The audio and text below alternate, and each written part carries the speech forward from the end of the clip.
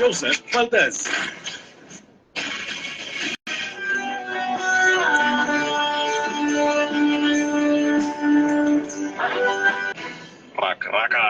Rakrakang pangpubliko, pinaagi sa kahanginan, nga moabot sa natungdan, rakrakan. Power 102.1, DYRY RFM. Joseph Valdez. Non ini bersama sa likod ng Presos Veritatem Sit Pro Veritati. Wala kita mahimo sa pagigbatok sa kamaturan, kundi sa pagdapig sa kamaturan. Joseph Valdez. Alas 4:25 sa kahaponon. Adlaw karon nga Lunes, Petsa 23 ning bulan sa September 2024. Kamo na minaw sa DYRY, Power 102.1 RFM, ang sibianang balanse ug patas basta RFM ayos. Joseph Valdez. Kini si Joseph Valdez og kini ang rakrakan. Rakrakan pangpubliko, pinaagi sa kahanginan, nga moabot sa natungdan, mga hiwing pagpangalagad, panggoberno, pangpribado, atong tarong. 32 ka barangay nga naglangkob sa lungsod sa Mabinay, probinsya sa Negros Oriental, Luzon, Visayas, Mindanao. Mayong hapon kaninyong tanan. Welcome sa Tulumanon, Rakrakan. Abot kita alas 6 ang tagna sa sayong kagabion para sa paghisgot sa mga butang nga may kalabutan ang lungsod. Sa mga isyu nga nagpahipiluyo sa tubling sa mga balita. Joseph Valdez. Alang sa inyong mga mensahe, ipadangat ka na sa tuwang text line 0953-928-7933. 0953-928-7933. Live kita mga hingga sa tuwang official Facebook page dito sa RFM. Sa mga viewers na to, tibaw kalimutan. Magandang umaga po sa iyong lahat. Joseph Valdez. So mga trabahantes gobyerno sa iyong namuhi alas 3 sa hapon mga higala na mauli na kay Family Day. Matod pagi sa ka memorandum circular number 64 ipagawas ni sa Malacañang ni atong adlaw nga Merkulis. Ini matupad diri Malacañang issued memorandum circular number 64 on Wednesday, suspending work in government offices under the executive branch from 3 p.m.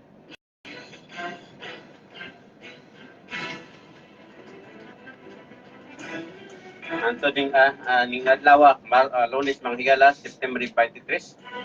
Kini igig pag-obserbar patupad balita in observance of National Family Week. Araw sayo maka uban ang pamilya, mamagpapa, mga anak, makauban diya sa lamisa. Okay, aron ma-exercise na to ang batas ang Pinoy, ang kaaguli ang Pinoy na mag-usag pangaon sa lamisa kani adto ang butuoy karon.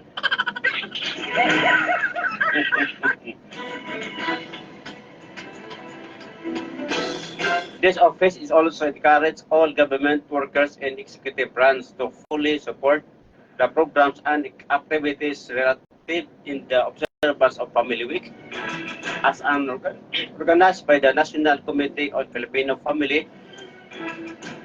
Matod pa sa memorandum circular nga gipagawas niya itong adlaw nga Merkulis mga higala.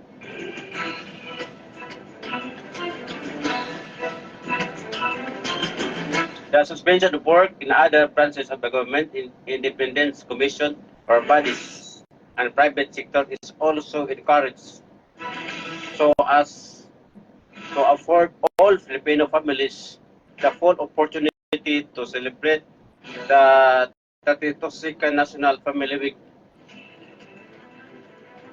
it added the suspension. So mao di mga higala no, kini agi pagsanang usab sa ika-32 ka kasumaran sa pagkatukod sa National Week, sa National Family Week. The suspension, however, excludes agencies whose functions involve the delivery of basic and health services, preparedness and responses to disaster and calamities, are the other performance of the other vital services as they shall continue their operation and render necessary services. So, katong mga ahensya sa gobyerno, sama sa hospital, Department of Health, uban pag mga ahensya nga nagservisyo sa mga gitawag og vital services. Pagpadayon silang operasyon, wilabot ha. MC kung kining gitawag og Memorandum Circular number 64 is in accordance with Proclamation number 60 series of 1992, number 326 series of 2012, which designated the last week of September as Family Week and the fourth Monday of September as Kainang Mahalaga Day, respectively. So kaniya ito pa rin niadong tuig 2012 magagalag kasugod na matag the fourth Monday of September hindi gi-reservar alang sa Kainang Pamilya Mahalaga Day. Mao di ay. Indot kay doon tayo nakita ganina nga mga magpapa, ang mga mama nagkuha silang anak sa eskwelahan, nag-baking po sa kakilong isda. Nagkuwasan po sa kabangan nga Kalamunggay.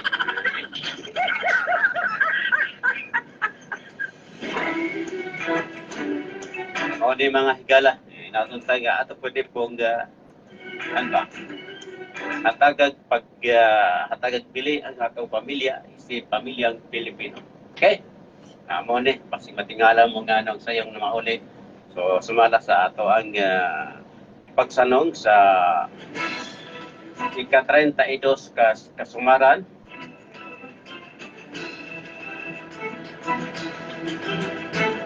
sa National Family Week. Mao nga October alas 3 ang tagad sa mga nagtrabaho sa gobyerno karon apil na ang gipit. Okay po, di ba higala na to ang ika-paabot is yung pagsapag sa kanimutangan yung kaporon. Hanggang oras sa alas 5:34 kining